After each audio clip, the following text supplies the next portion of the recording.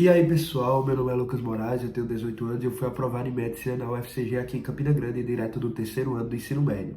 Hoje eu vim trazer aqui mais um vídeo para o canal, lembrando que a gente está postando cerca de 3 vídeos por semana, esse é o segundo vídeo da semana. Se você ainda não conferiu o primeiro, que é sobre física no Enem, como eu gabaritei, como eu estudei física para o Enem 2021, confere lá e lembra que a gente tem o Instagram, o perfil voltado para o conteúdo que a gente produz aqui nesse canal, med.moraes com 2 S. Se você não conhece, segue lá, que eu já tenho muito conteúdo, a gente já tem vários seguidores, já respondi várias perguntas, já fiz várias publicações, enfim, tudo sobre estudos, sobre Enem, sobre vestibulares. Vamos lá. Hoje eu vim trazer aqui um vídeo para vocês, um projeto que eu já tinha planejado, já tinha falado com vocês aqui também, sobre padrão de questões. Eu já falei muito da importância de estudar e de fazer as provas antigas, né? De fazer as provas antigas, corrigi-las e entender seus erros. E por que eu falo isso, né? Todos os estudantes fazem isso. Ano passado eu fiz cerca de 10 a 12 provas antigas e toda pessoa, todo aluno que passa sempre fala da importância de estudar pelas provas antigas, praticar, corrigir, enfim, conhecer as provas anteriores do vestibular que você vai fazer. E é por isso que eu vim trazer esse vídeo aqui para mostrar essa importância. Por quê? Porque eu vou trazer aqui 3 questões de assuntos diferentes. Uma questão de probabilidade, no caso 2, né, de cada assunto. Uma de probabilidade, uma de matrizes e uma de estatística. Não são questões, assim, probabilidade geralmente é difícil, mas eu não vim, assim, trazer um vídeo para resolvê-las. Posso resolver depois se vocês precisarem. Mas eu vim trazer um vídeo para mostrar padrão, para mostrar repetição em provas anteriores, recentes e seguidas, e que ocorre a repetição de um mesmo assunto. Aqui hoje eu trouxe probabilidade, matrizes e estatística, quase igual, da mesma forma, só mudando a situação e os dados, mas a resolução é a mesma. Então, isso que eu vim mostrar. Eu posso gravar depois vídeos padrão de questões de física, de química, de biologia, enfim, mas para o segundo dia, que geralmente a gente pode encontrar um padrão de resolução de raciocínio, mas isso também ocorre no primeiro dia. Mas hoje eu vim falar de matemática. Então, bora, eu vou começar aqui com 2 questões de probabilidade, que é um assunto mais complicadinho, mas que, percebendo aqui esse padrão, você pode sim resolver as questões com o raciocínio pré-estabelecido. Se liga, esse vídeo não tem, assim, o objetivo de ficar tão longo, mas talvez ele fique.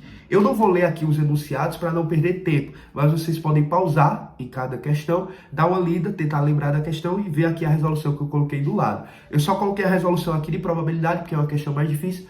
Nas outras eu só vou falar por cima. Mas se liga, essa primeira questão é do Enem 2019, aplicação regular matemática. Questão 164. Só falando aqui por cima, ela fala sobre placas que existem em um determinado trajeto e que existe uma probabilidade de um motorista ver ou não essa placa. A probabilidade dele perceber é 1/2, ou seja, 1/2 dele ver, 1/2 dele não ver a placa. E o cara aqui, que é dono de um restaurante, ele quer que a probabilidade, né, de que o motorista perceba pelo menos uma placa seja superior a 99/100, certo? Então, olha a pergunta. A quantidade mínima de novas placas de propaganda a serem instaladas é... Isso é a primeira questão. Aqui do lado eu coloquei a resolução para vocês. Agora se liguem, eu vou sublinhar aqui, rapidão, certo? Eu vou sublinhar para vocês a parte aqui, ó, a quantidade mínima de novas placas. Se liga. E aqui, ó, a probabilidade de pelo menos, ó, fosse superior. Se liga essa situação. Olha a resolução, probabilidade complementar. O que é isso? Ele está pegando 1, que seria o total, certo? 100%, e ele está tirando a probabilidade dele não ver nenhuma. Olha o que a questão quer. Ele quer que ele perceba pelo menos uma. A probabilidade dele perceber pelo menos uma, ou seja, pode ser uma ou mais.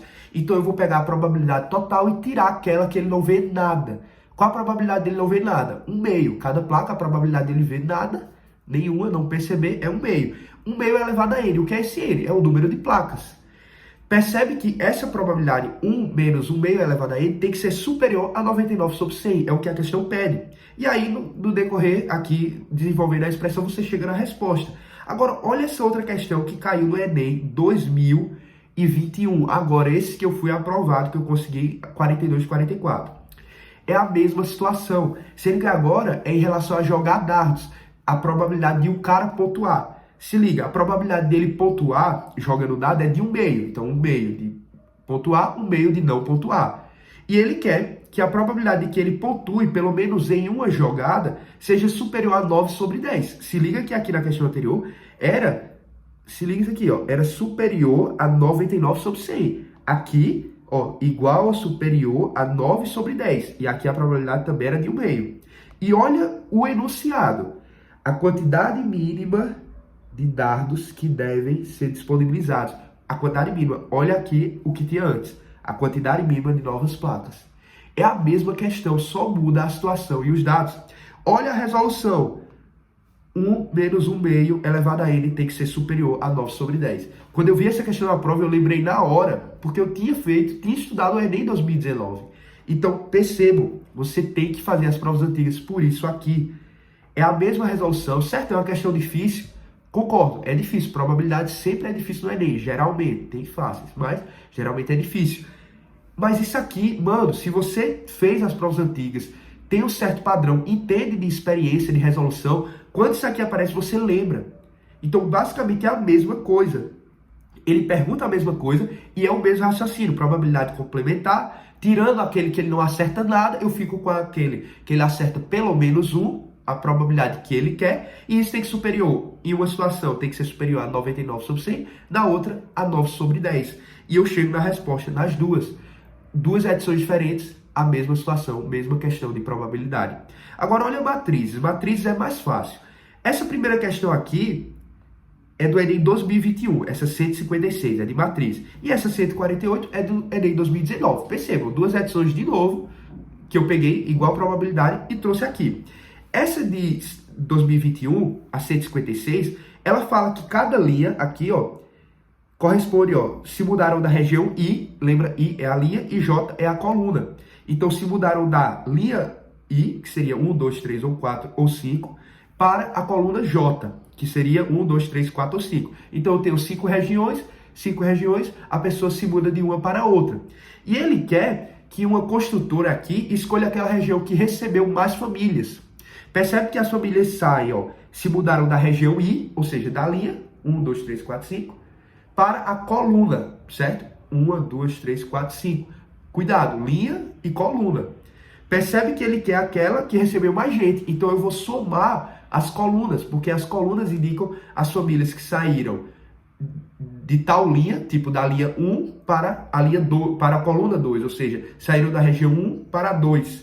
Então eu tenho que somar as colunas para saber qual foi a região, aqui no caso, 1, 2, 3 ou 4 ou 5, que recebeu mais gente. Então eu estou somando colunas. Eu estou somando os valores das colunas nas matrizes. Agora, olha essa questão 148. O professor vai aplicar uma prova e os elementos das linhas de 1 a 5 representam os alunos. Então, linha 1 é Ana, linha 2 é Bruno, linha 3 é Carlos e assim por diante. E as colunas indicam os dias da semana. Então, coluna 1, segunda, coluna 2, terça, quarta, quinta, sexta. E esses números indicam os acertos. Aqui, ó, calma, teste com 4 questões, indicam os acertos dos alunos nesses dias. O teste que apresentou maior quantidade de acertos foi aplicado lá. Lembra, o que significa dias da semana? As colunas. Então, se eu somar os acertos nas colunas, ou seja, aqui, cada coluna, vou marcar aqui para vocês, ó, cada coluna eu vou somar, eu vou ter os acertos em cada dia, segunda, terça, quarta ou quinta. Mesma coisa, se lembra que nessa aqui, eu somei cada coluna, para ver qual era aquela que recebeu mais pessoas, qual a região. Por isso ela ia receber mais investimento. Nessa outra, eu vou ver qual é o dia da semana que teve mais acertos. Então, tipo, mesma coisa, só mudou a situação, mudou a matriz, mesmo raciocínio. É esse padrão que eu queria mostrar para vocês. E por último aqui, bem fácil, uma questão clássica que sempre cai, mediana. Eu trouxe aqui mais só para mostrar a vocês, mas todo mundo sabe disso. Questão 144, se eu não me engano, é do Enem 2018, não, 2020, aqui 2020. E essa 169 é do Enem 2021. Perceba que eu peguei, ó, edições bem próximas, bem atuais. Se liga, aqui ele quer a mediana dos dados apresentados, então ele dá aqui, ó, os valores de 12 meses e quer a mediana. Lembra, mediana, você tem que botar em sequência e pegar o termo mediano, o termo do meio, certo? Que ele é equidistante dos dois extremos.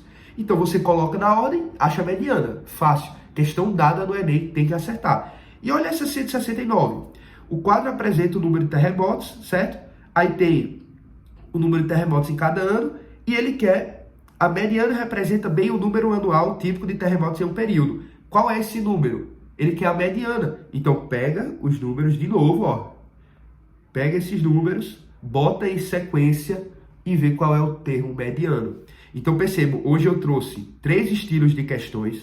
Lembra, uma de probabilidade, uma de matrizes e uma aqui de mediana, de estatística, né?